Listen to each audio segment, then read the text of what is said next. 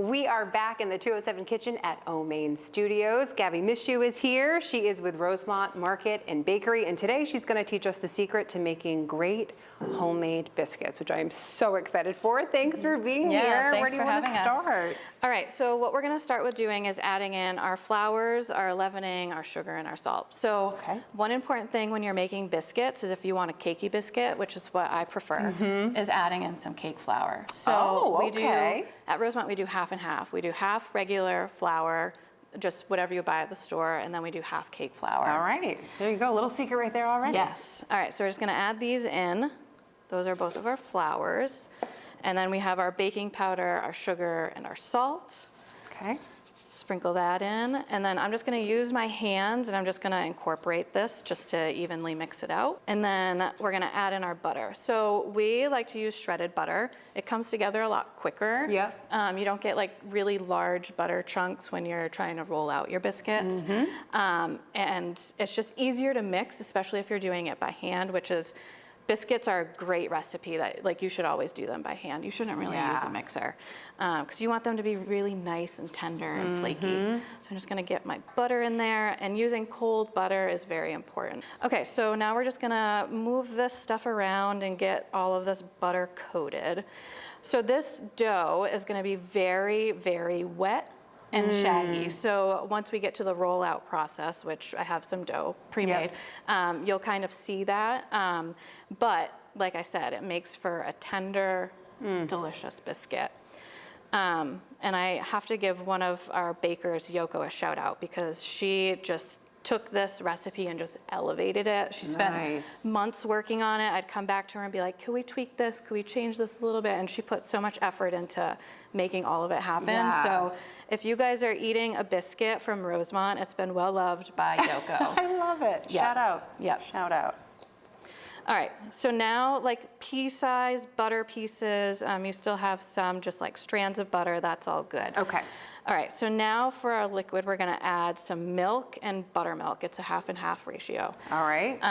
Buttermilk is important for the acidity, and then the milk is important for like the fat that you want. Good to know. I'm just gonna pour that in, and then we're gonna add in buttermilk. So you can see it's very wet.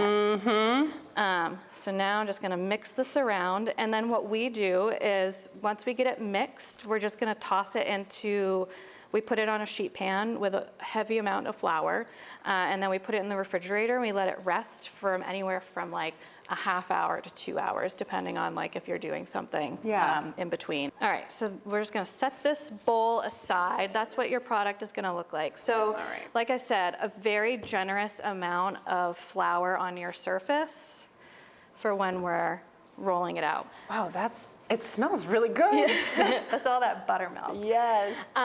So for this process, we give our dough 7 folds. This really helps with the layers of it. Okay. And it really helps develop the gluten because you're not overworking it because you're only mixing it by hand. And it helps your biscuit become a little bit firmer, but like not too firm. Okay. So for what I mean by folding, so all we do is we are gonna roll it out this way.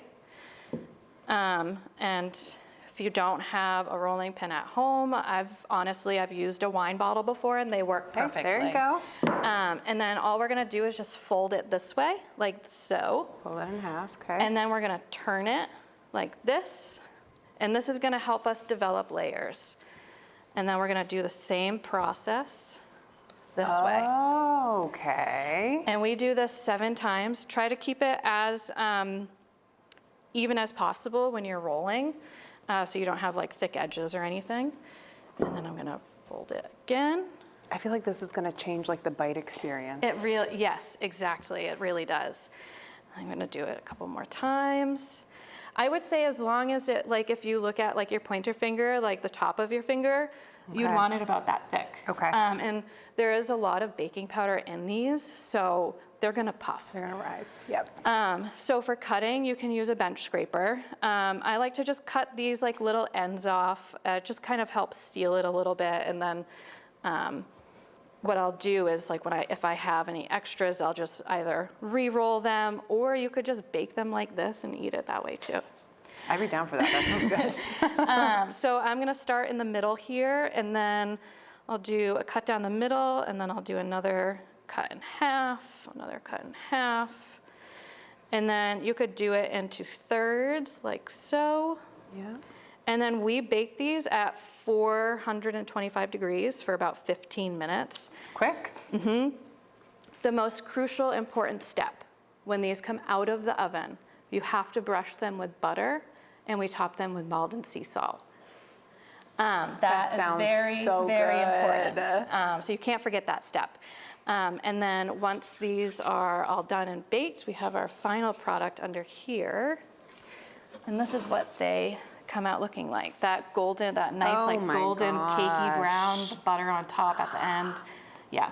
And I feel like you can see kind of where it looks Yes. like it's been folded in all of Yep. the little details. Yep. Oh, so good. And you could have, I mean, you could have this breakfast, put some jam Oh, yeah, on it. You could have it with jam. soup. It's soup season, Yep. you know? Yep, we sell our breakfast sandwiches on these biscuits. Delicious. And if you're in a Rosemont, grab one because they are so good. Oh, they look delicious. Well, thank Yep. you so much for Yeah, coming in thank and you. showing us how to make these. Don't forget the butter and salt at the end, folks. Butter and salt. You can find the recipe right on the 207 section of our website and app. Don't go anywhere. We're back with 207 right after this.